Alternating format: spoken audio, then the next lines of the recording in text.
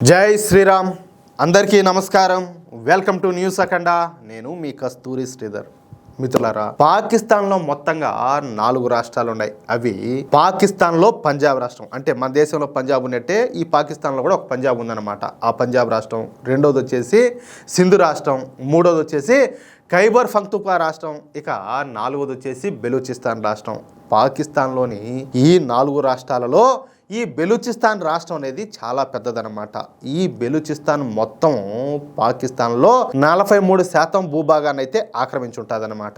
అయితే ఈ బెలూచిస్తాన్లో ప్రజలంతా కూడా చాలా తక్కువగా ఉంటారు. అంటే మొత్తం పాకిస్తాన్ జనాభాలో 5% ప్రజలే ఈ బెలూచిస్తాన్లో నివసిస్తున్నారన్నమాట. అంతేకాకుండా ఈ బెలూచిస్తాన్లో పెద్ద ఎత్తున ఈ గ్యాస్ నిక్షేపాలు, ముడి చమురు నిక్షేపాలు, బంగారం, రాగి, కాపర్ వంటి ముడి ఖనిజాలన్నీ కూడా లభ్యమవుతా ఉంటాయి. పాకిస్తాన్ ఈ ఖనిజాలన్నింటినీ కూడా తవ్వుకుని వాటిని పాకిస్తాన్ పంజాబ్ రాష్ట్రానికి తరలించి అక్కడ వాటిని అమ్మి సొమ్ము చేసుకుంటా ఉంటది. పైగా ఈ బెలూచిస్తాన్ మీద పైసా కూడా ఖర్చు పెట్టదు. చూడండి, ఇప్పుడు భూభాగం విషయంలో చూసుకున్నా కూడా ఈ బెలూచిస్తాన్ రాష్ట్రమే పెద్దది. పైగా అక్కడ ఏంటంటే ఆదాయ వనరులు అన్ని కూడా ఉన్నాయి. కానీ ఏంటంటే ఆదాయాన్ని వీళ్ళు సొమ్ము చేసుకుంటున్నారే కానీ వాళ్ళ మీద పైసా ఖర్చు పెట్టడం లే. దీంతో ఈ బెలూచిస్తాన్ లో తిరుగుబాటు అనేది మొదలైంది.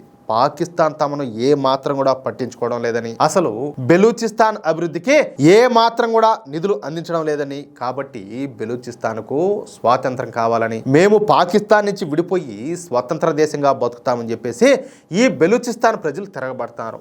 నిజానికి ఈ బెలూచిస్తాన్ అనేది పాకిస్తాన్లో అంతర్భాగం అయితే కాదు. బెలూచిస్తాన్ ఒకప్పుడు వేరే దేశంగా కొనసాగుతూ వచ్చేదన్నమాట. అప్పట్లో ఈ బెలూచిస్తాన్ ఖాన్ ఆఫ్ ఖలాత్ సంస్థానంలో భాగంగా ఉన్నింది.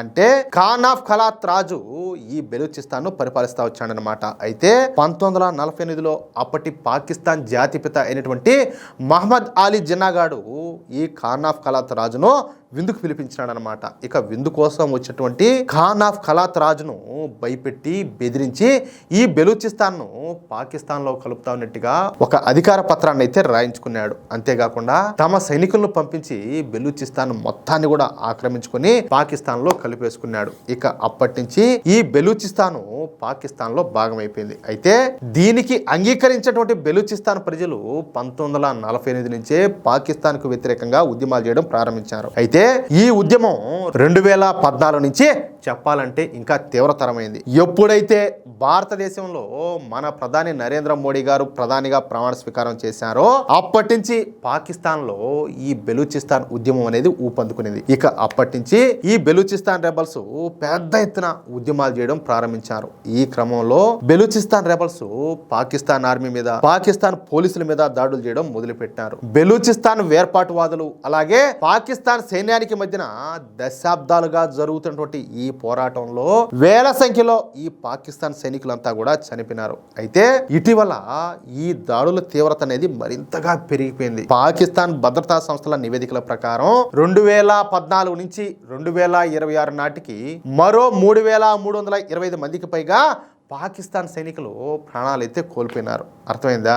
కానీ అదంతా కూడా పచ్చి అబద్ధం. ఎందుకంటే ఒక్క 2025 సంవత్సరంలోనే ఈ బెలూచిస్తాన్ రెబల్స్ చేసినటువంటి దాడుల్లో 4000 మంది వరకు పాకిస్తాన్ సైనికులు అలాగే పాకిస్తాన్ పోలీసులు చనిపోయినారు. ఈ లెక్కన గత 12 సంవత్సరాలలో ఎంతమంది పాకిస్తాన్ సైనికులు చనిపోయి ఉంటారో ఇంకా మీ ఊహకే వదిలేస్తున్నా. అర్థమవుతుందా?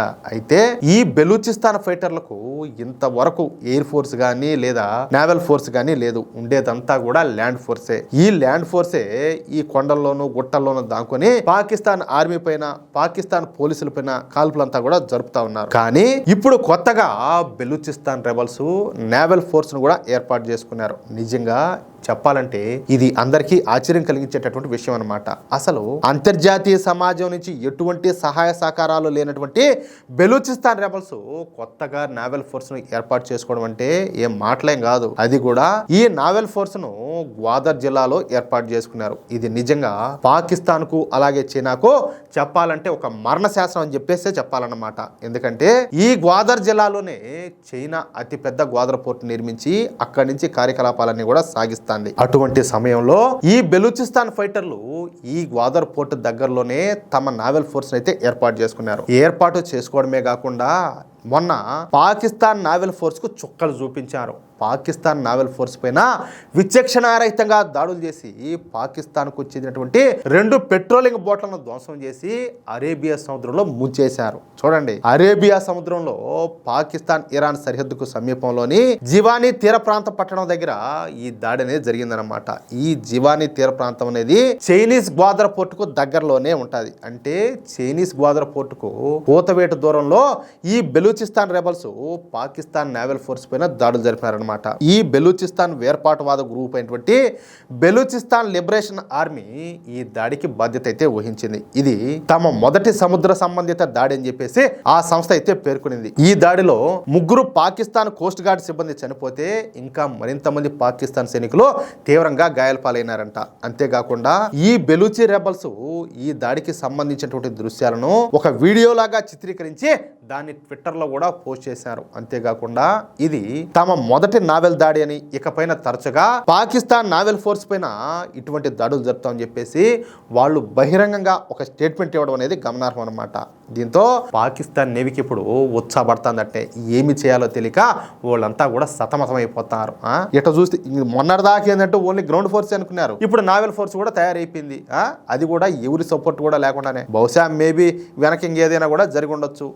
అది మీకు కూడా అర్థం అవుతా ఉంటుంది. అది విషయం అయితే మిత్రులారా, ఈ న్యూస్ కనుక మీకు నచ్చినట్లయితే ఖచ్చితంగా ఈ న్యూస్ ను లైక్ చేసి మీ మిత్రులకు, అలాగే మీరు ఉన్నటువంటి వాట్సాప్ గ్రూప్ లోను, ఫేస్బుక్ గ్రూప్ లోను తప్పనిసరిగా షేర్ చేయండి. అలాగే ఈ వీడియో పైన మీ యొక్క అమూల్యమైనటువంటి అభిప్రాయాన్ని ఖచ్చితంగా కామెంట్ రూపంలో తెలియజేయండి. అలాగే ఇంతవరకు మీరు గనక మన ఛానల్ ను సబ్స్క్రైబ్ చేసుకున్నట్లయితే ప్రతి ఒక్కరూ కూడా మన ఛానల్ ను సబ్స్క్రైబ్ చేసుకోండి, సపోర్ట్ చేయండి ప్లీజ్. జై శ్రీరామ్, జై హింద్, భారత్ మాతాకి జై.